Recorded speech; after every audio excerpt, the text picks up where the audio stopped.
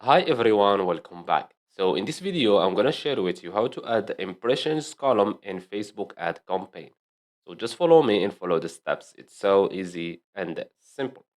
So first of all, go to your Facebook ad campaign and you can click on this one here, columns, or you can go to the plus here on the right. It's the same thing. So if you click here, scroll down and click on customize columns. Now we have here performance. Click on it here and you will see here impressions. Click on it like this. Or you can use the search bar here, type impressions. Okay, as you can see, this one. After that, click on apply. Now your impressions will be here. If you want to change the place, click on the plus, customize columns, and drag it from the bottom like this. For example, here.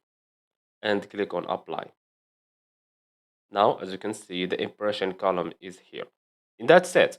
So I hope you found this video helpful. Don't forget to give us a like and subscribe. Thanks for watching and see you in the next one.